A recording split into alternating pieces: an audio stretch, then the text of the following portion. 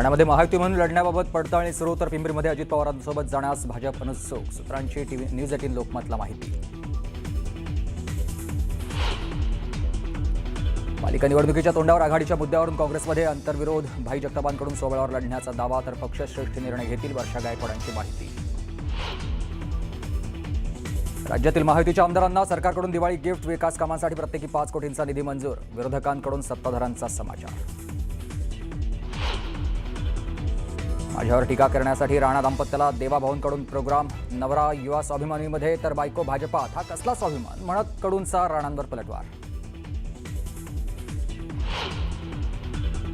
राज्य सरकारकडून मदतीच्या निकषामध्ये बदल. पूरग्रस्तांना 3 हेक्टरपर्यंत मदत मिळणार, तर आता पर्यंत 8,139 कोटी रुपये वितरित झाल्याची माहिती. शिरूर तालुक्याच्या जांबूतमध्ये 70 वर्षीय महिलेचा बिबट्याच्या हल्ल्यामध्ये मृत्यू झाला. वनमंत्री घटनास्थळी येत नाही तोपर्यंत मृतदेह ताब्यात घेणार नाही. संतप्त ग्रामस्थांचा सरकारला इशारा.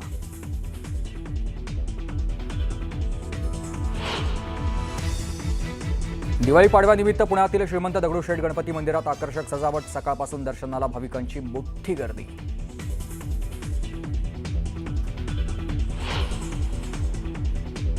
पाडव्याच्या मुहूर्तावर नव्या गुळाला प्रति क्विंटल 4,200 ते 4,500 रुपयांचा दर. उत्पादनात खर्चही सुटणार नसल्यानं शेतकऱ्यांमध्ये नाराजी.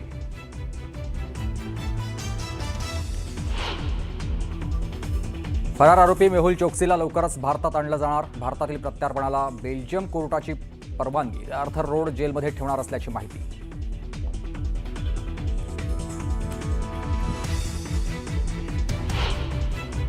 इकडे लोणावळ्यातील प्रसिद्ध धार्मिक स्थळ असलेल्या एकविरा देवी गडावर दिवाळी पाडव्याच्या मुहूर्तावरती भाविकांनी दर्शनासाठी गर्दी केली. अगदी पहाटेपासूनच भाविकांनी देवीच्या दर्शनासाठी लांबच लांब रांगा लावल्यात. एकविरा मातेच्या जयघोषानं संपूर्ण परिसर दुमदुमून गेलाय. यावेळी स्वयंसेवकांनी दर्शनासाठी सुव्यवस्था राखण्यात आलेली आहे. आज एकविरा देवी गडावर भाविकांनी मोठी गर्दी केलेली आहे. राज्यभरातून भाविक एकविरा देवी गडावर दाखल झाले आहेत. लाईनीत थांबलेले आहेत. तासन तास थांबून देवीच्या दर्शनासाठी ते लोक आतुर झालेले आहेत. काही भाविक आपल्या सोबत आपण त्यांच्याकडे जाणून घेऊया. एक ताई आहे, यांच्या या वरच्या टोपलीमध्ये एक छोटं बाळ आहे. ते बाळाला या ठिकाणी घेऊन चालत आपण जाणूया. काय सांगाल? हे आम्ही आगरी कोली कराडी समाजाचा आमचा ती रीतच आहे का जेव्हा लहान बाल असतं ते केस काढण्यासाठी आम्ही कार्यालयात येतो. कसं वाटतं इकडे आल्यावर? मस्त देवीचं दर्शन केल्यावर काय म्हणत काय एकदम मोकळं मस्त छान वाटतं. किती महिन्याचं बाळ आहे? माझा आज त्याला 5वा लागले. 5 महिने झाला. 5 महिन्याची. तुम्ही काय सांगाल की काय रीत असते ही केस काढायची? आईच्या दर्शनाला आम्ही येतो आणि केस काढायची आमची रीतच आहे आणि आम्ही काढतोच हो लहानपणा मुलांचं. आता काय सांगाल? मुलाला घेऊन आलात तुम्ही? मुलाचं नवस आहे आमच्या. आम्ही पनवेल काळुंद्रावरून आलोय. देवीचं आमच्यावर हे श्रद्धा म्हणून आम्ही आता नवस ठेवलेला आहे पोराचा. बस. आपण जर पाहिलं तर अनेक अशा मागण्या घेऊन देवीला साकडं घालण्यासाठी आणि देवीकडून आपलं नवस पूर्ण करण्यासाठी हे भाविक एकविरा गडावरती जे आहेत ते आता दाखल झाले आहेत. व्हिडिओ जर्नलिस्ट इम्रानचा न्यूज 18 लोकमतसाठी अनिश शेख, लोणावळा. दिवाळी निमित्ताने आणि सलग आलेल्या सुट्ट्यांमुळे शिर्डीमध्ये साई भक्तांनी गर्दी केलेली आहे. साई भक्तांनी शिर्डी नगरी अक्षरशः गजबजून गेलेली आहे. यावेळेला साई संस्थांच्या वतीने भाविकांच्या भोजन, निवास आणि दर्शनाची व्यवस्था करण्यात आली आहे. दिवाळीच्या सलग आलेल्या सुट्ट्यांमुळे पर्यटन स्थळांबरोबरच धार्मिक स्थळी देखील मोठी गर्दी झाल्याचं चित्र बघायला मिळत आहे. शिर्डीच्या साईबाबांच्या दर्शनासाठी हजारो भाविक शिर्डीमध्ये दाखल झाल्याचं बघायला मिळत आहे. मंदिर परिसरात जर आपण आता बघितलं तर साईबाबा संस्थांच्या वतीनं सुंदर असे आकाशकंदील सगळीकडे लावण्यात आलेले आहे. मंदिर सजलेलं आहे. फुलांनी, विद्युत रोषणाईने मंदिर सजवण्यात आलेलं आहे. गेल्या 2-3 दिवसांपासून या ठिकाणी दिवाळी सणाचा जो उत्साह आहे तो बघायला मिळतोय. आणि आता सलग आलेल्या सुट्ट्या आहेत, शाळेला देखील सुट्ट्या आहेत, त्यामुळं असंख्य भाविक जे आहेत ते साईचरणी नतमस्तक होताना दिसत आहेत. साईबाबांच्या समाधीचं दर्शन असेल, त्याचबरोबर द्वारावतीमध्ये ज्या ठिकाणी द्वारकामाईमध्ये साईबाबा राहिले त्या द्वारकामाईचं दर्शन, चावडी, गुरुस्थान अशा सगळ्याच ठिकाणी भाविक नतमस्तक होताना दिसत आहेत. साईबाबा संस्थांच्या वतीनं आलेल्या भाविकांच्या राहण्याची व्यवस्था असेल, भोजनाची असेल, त्याचबरोबर त्यांच्या सुरक्षेची विशेष काळजी या ठिकाणी घेण्यात येते. पारंपरिक पद्धतीनं हा सगळा उत्सव जो आहे तो साजरा करण्यात येतोय. लक्ष्मी पूजन देखील या ठिकाणी काल पार पडलं. आणखी 2-3 दिवस अशाच पद्धतीनं गर्दीचं चित्र शिर्डीत बघायला मिळणार आहे. हरीश दिमोटे, न्यूज 18 लोकमत, शिर्डी, अहिल्यानगर. नाशिक त्र्यंबकेश्वर रोडच्या विस्तारीकरणाचा संघर्ष चांगलाच पेटलेला आहे. रस्त्याला लागणाऱ्या जागेपेक्षा 20 मीटर अधिक जागा सरकार रिकामी करून घेत असल्यामुळे संघर्ष निर्माण झालाय. रस्त्याच्या रुंदीकरणाला शेतकऱ्यांचा कोणताही विरोध नाही. मात्र वर्षानुवर्ष शेतकऱ्यांच्या शेतात उभी असलेली त्यांची राहती घरं अतिक्रमित ठरवून पाडण्याचं फरमान काढल्यामुळे हा वाद निर्माण झालाय. विशेष म्हणजे 100 मीटर अतिरिक्त जागा केवळ रिकामी करून घेतली जाणार आहे. याचा कोणताही वापर सरकार करणार नसल्याने त्याचा मोबदला सुद्धा मिळणार नाहीये. त्यामुळे NMRDAचा हा निर्णय जुलमी आणि अन्यायकारक असल्याची भावना शेतकऱ्यांनी व्यक्त केलेली आहे आणि याचमुळे या कामाला मोठा विरोध केला जातोय. सरकारने योग्य निर्णय न घेतल्यास पुढच्या काळात हा विरोध अधिक तीव्र होण्याची शक्यता आहे. नाशिक त्र्यंबकेश्वर रस्त्याचं रुंदीकरण करत असताना आणि विस्तारी करत असताना NMRDAने अनेक लोकांना नोटिसा बजावलेल्या आहे. माझ्या मागच्या बाजूला हा दृश्यांमध्ये आपल्याला नाशिक त्र्यंबकेश्वर रस्ता दिसतोय आणि बरोबर त्या नाशिक त्र्यंबकेश्वर रस्त्यापासून जिथपर्यंत मी उभा आहे हा साधारणतः 30 मीटरपर्यंतचा भाग आहे आणि इथून पुढे देखील 50 मीटरच्या परिसरामध्ये येणाऱ्या सगळ्या घरांना, सगळ्या व्यवसायांना आणि या ठिकाणी असलेल्या बांधकामांना NMRDAने अनधिकृत ठरवलं आहे. मात्र धक्कादायक म्हणजे हे घर जे आपल्याला दृश्यांमध्ये दिसतोय ह्या घराला स्थानिक ग्रामपंचायतीने यापूर्वी परवानगी दिलेली आहे. इतकंच नाही तर हे प्रधानमंत्री घरकुल आवास योजनेमध्ये लाभार्थी असलेल्या वामन कचरू गुंबाडे यांच्या मालकीचं घर आहे.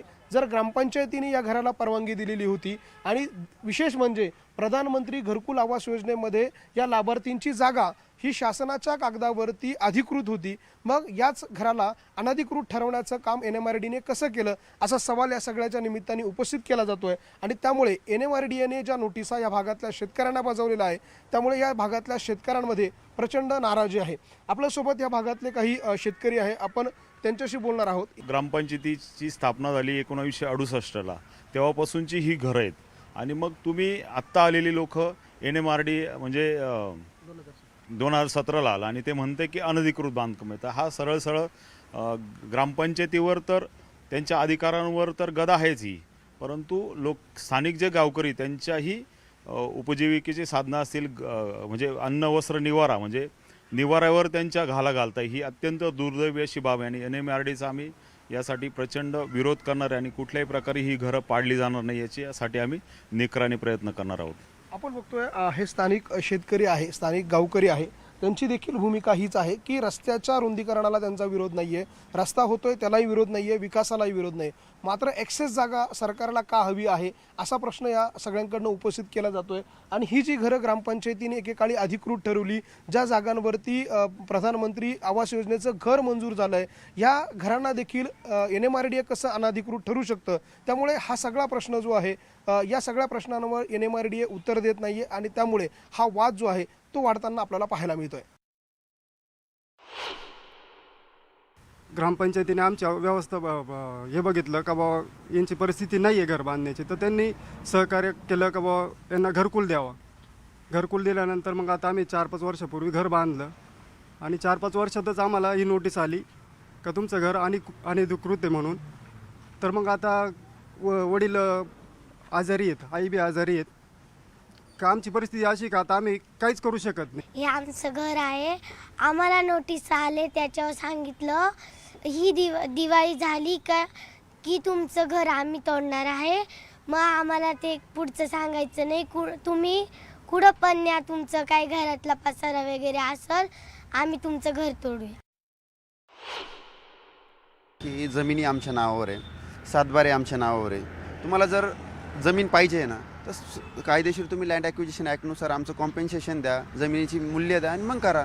तुम्ही डायरेक्ट अनधिकृत घोषित करता म्हणजे हा अत्याचारच आहे आमच्यावरती, असं आमचं म्हणणं आहे. बाकी काहीच म्हणणं नाही. ही जागा आमची, आम्ही सरकारी जागेत अतिक्रमण केलेलं नाही, हे आमचं अनधिकृत आहे आणि त्याला तुम्ही अतिक्रमण म्हणतायत. ॲक्च्युली ते अनधिकृतसुद्धा नाही आहे. त्याचं कारण असं आहे, देशामध्ये जसं लोकसभा आहे, राज्यामध्ये विधानसभा आहे, तशी आमच्या गावामध्ये ग्रामसभा असते आणि ग्रामसभेने आम्हाला परवानगी दिली आहे बांधायची. आम्ही त्यांच्याकडून रितसर परवानग्या घेतलेल्या आहे आणि हा मुळात NMRDAचा जन्मच 2017ला झालेला आहे आणि ते आम्हाला येऊन कालचं बाळ येऊन बापाला सांगते तो चुकीचं आहे असं नाही चालणार ना. ग्रामपंचायतीचे अधिकार आहेत की नाही काही, म्हणजे ग्रामसभेच्या अधिकाराला तुम्ही डिनाय करता तर ते योग्य नाही, कायदेशीर नाही. यासाठी आम्ही न्यायालयीन लढाईसुद्धा लढतोय.